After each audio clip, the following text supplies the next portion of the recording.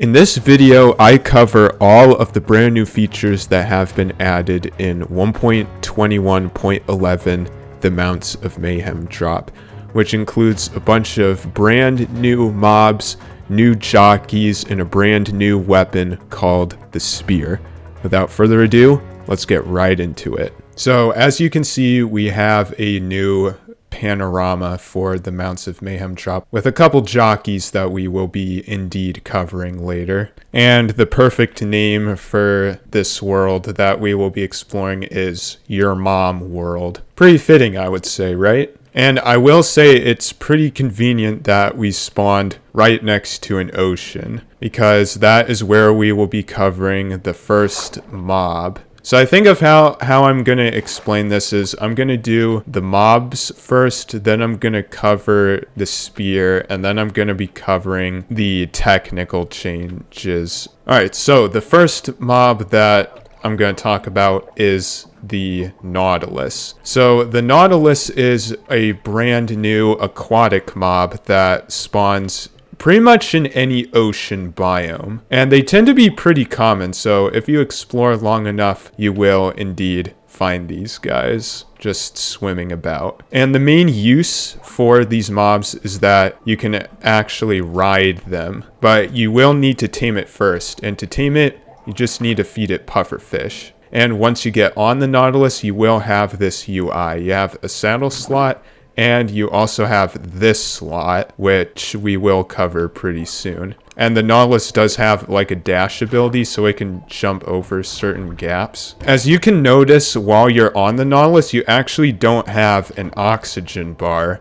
That is because of the status effect in the top right corner, which is behind my face cam, unfortunately. But if I get off it, it says Breath of the Nautilus, although my face cam might also be covering that, which, if that is the case, I apologize. So yeah, the Nautilus is basically like the mix of a camel with its dash attack, but also a happy ghast, which gives you more control in the water rather than in the air. And one thing to bear in mind is that if you have two Nautiluses together, you can actually breed them with pufferfish. As you can see, you have a baby Nautilus, which is probably like the most accurate of what a Nautilus is in terms of size. And breeding the Nautiluses will now give you the parrots and the bats, and is also now required for the 2x2 advancement. But going back to this slot right here, what that slot is for is actually armor. So if we look up armor, there are 5 different types of Nautilus armor. Now, the netherite armor is obtained from crafting diamond Nautilus armor into netherite Nautilus armor through a smithing table. But these 4 types of Nautilus armor cannot be crafted like horse armor. You actually have to find them in chests. And the structures that you find the Nautilus armor trim in are buried treasure chests, ocean ruins, and shipwrecks. And the more rare the material, the harder it is to find. Okay, maybe this buried treasure will lead to some, because I do want to find some in a chest. Aha! Here we go. We actually found a set of copper Nautilus armor. And yeah, the armor will give, of course, the Nautilus some protection. Netherite being the best, obviously. Now, one thing you gotta bear in mind is if the Nautilus is on land, it will start to suffocate. It seems like the armor does give it some protection while it is suffocating on land, which is pretty interesting. And also, one thing that I have forgotten to tell you is that if you have the Breath of the Nautilus status effect, it is indeed required for How Did We Get Here. I mean, at this point, can we just consider How Did We Get Here to be like an impossible advancement to get? If you shift off, the Breath of the Nautilus status effect goes by very fast. You have 2 seconds of it. But the Nautilus is not the only mob that spawns in the oceans, at least a new mob that spawns in the oceans anyways. There is actually another one, but it is much more rare, and I honestly don't know if I'll be able to see it naturally. I might have to use a spawn egg. Ooh, I found some iron nautilus armor that time. Nice. Alright, so I have a strategy as to what I can do to spawn this mob. So what I'm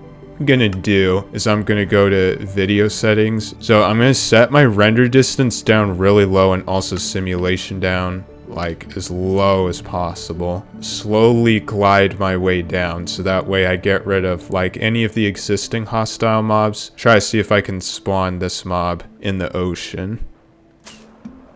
Okay. There it is.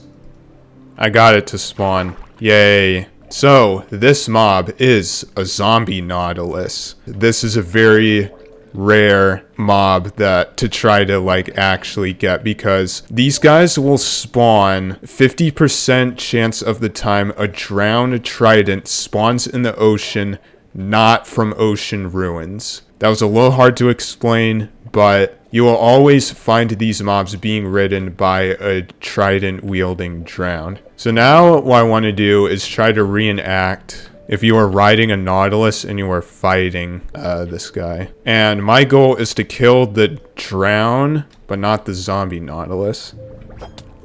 Oh, but you can kill it quickly. Okay, that was not a very intensive fight. But yeah, once you kill the drown with the trident, the zombie nautilus will be neutral. One thing I have forgot to mention about the nautilus that I may as well cover now is if you hit an untamed nautilus, it will attack you. And the same thing goes for the zombie nautilus. Let's put some gold armor on this guy. And this guy behaves the same way as a normal nautilus, except it's an undead mob, so obviously it's affected by smite. I don't know if this guy will suffocate on dry land. It's very possible he might. Alright, so I've been on land for a good solid minute, and so far the zombie nautilus is not taking suffocation damage.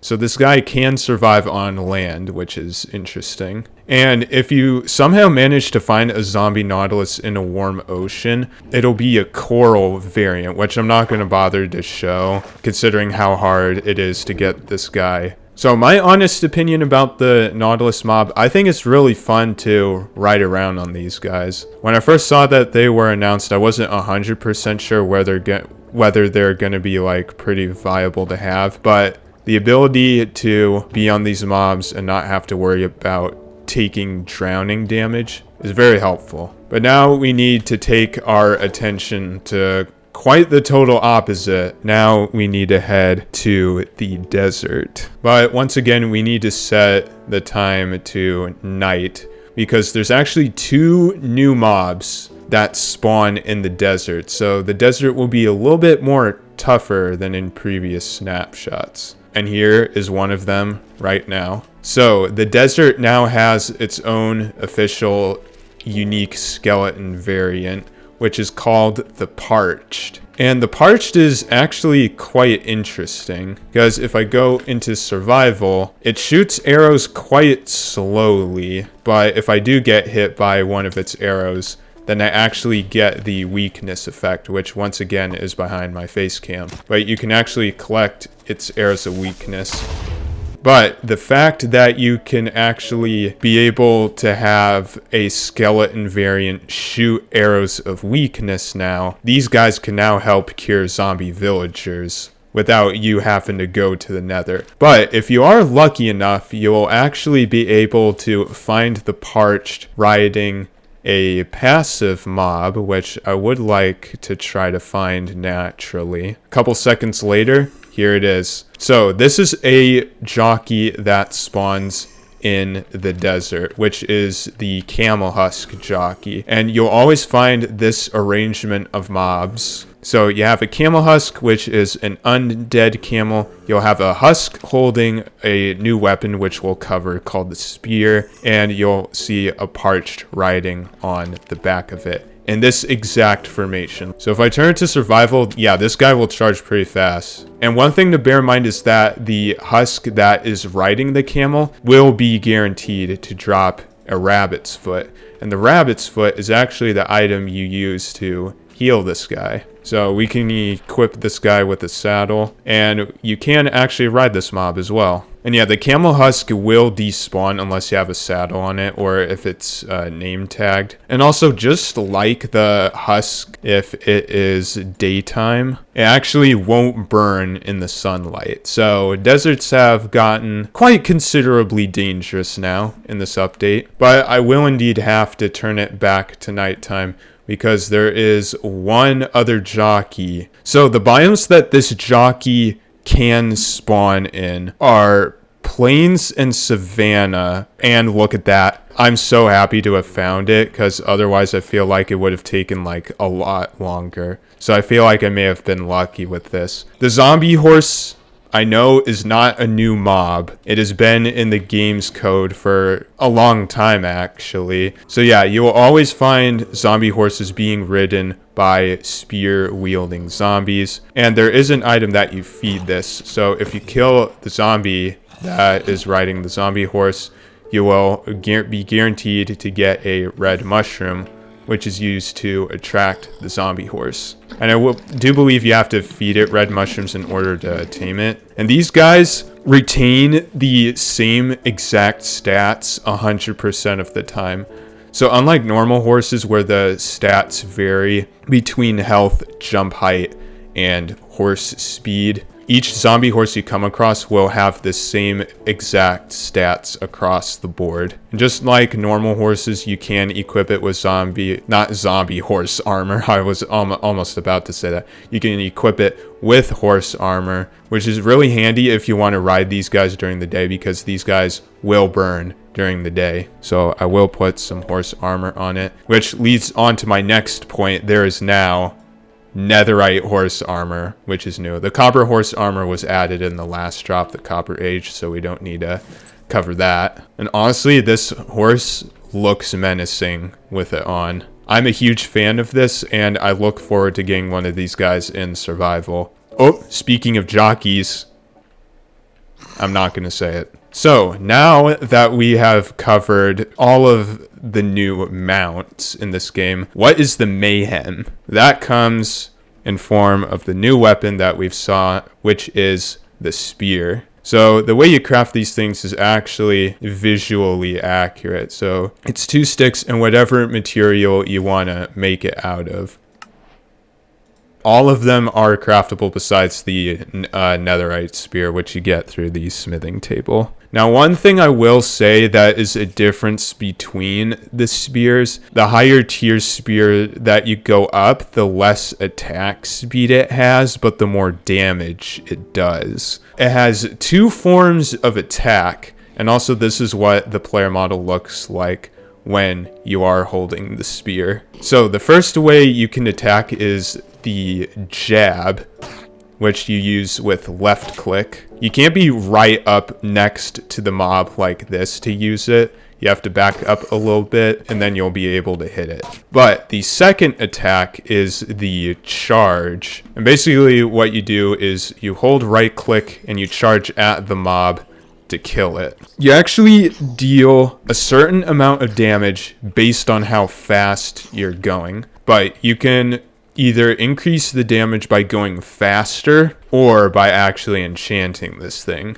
Now, one thing you got to bear in mind, if you hold right click for too long, then the spear will start to get heavy and eventually the spear drops and you can no longer do damage, and then it automatically gets raised up and you have to press right click again. But the lighter materials, you can hold it out for an extended period of time. And you may be wondering, is there a unique enchantment to the spear? And the answer is actually yes. I will say it might not be as good as you think. Alright, so you can automatically get sharpness 4. Most of the enchantments that you can put on a sword can be applied to the spear besides like sweeping edge. And I'm gonna get the unique enchantment, which is lunge. I'm pretty sure that's everything, but once again, let me know in the comments to correct me if I'm wrong. So you may be wondering, what does the lunge enchantment do? Well, I'm gonna go into survival to show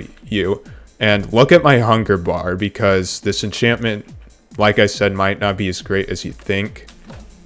Because if I use the lunge enchantment, look how low my hunger bar goes. And once I'm not able to sprint, you can't actually use the lunge ability from the spear. But I will say it's very handy to go across like certain gaps like that. Now, before testing out what the spear's true potential is, there is an advancement, and you can actually cheese this advancement by placing 5 armor stands. I'll place 6 just to be safe. Hold right click and then break them. And you get this advancement called Mob Kebab, which is hit 5 mobs in the same charge attack using the spear. So now I'm gonna go over some of the more technical changes. So for a while there was this thing where if you rode a mount onto the water, like the mount will slowly sink and it'll kick you off. Now it's been fixed because it's been in the game for ever since horses have been added to this game. And one thing that you may have seen in the creative inventory, like very briefly, is that animal spawn eggs are now listed thematically, not alphabetically. And also you may have seen it in the options. If you go to video settings, there are now like sections in the video settings like display, quality and performance, like render distant stuff, and also preferences. Now, one thing I really hope that happens is that they do something like that for the accessibility settings, because it's kind of a mess, as you can see. Now, one option that has been added in video settings is I can't pronounce this word. Anisotropic filtering has been added to the game. It's kind of hard to explain, and it's also really hard to like show visually, but basically like stuff will be blurred out, like stuff won't have much texture until you get much closer to it. That's basically what anisotropic filtering is. It's also in a lot of like other RPG survival video games that you might play outside of Minecraft. So one feature that I will explain briefly in the Nether is that piglins love golden spears, and they'll actually prefer this weapon over swords but not crossbows. So yeah, I think that is all pretty much like the important technical changes and features of the Mounts of Mayhem drop, or Minecraft 1.21.11. But like I said, let me know what you guys think about this update in the comments. Really appreciate you guys watching. Also consider subscribing so you don't miss out on my future videos. Have a great rest of your day, and I will see you guys in the next video. Take care and have a great rest of your day.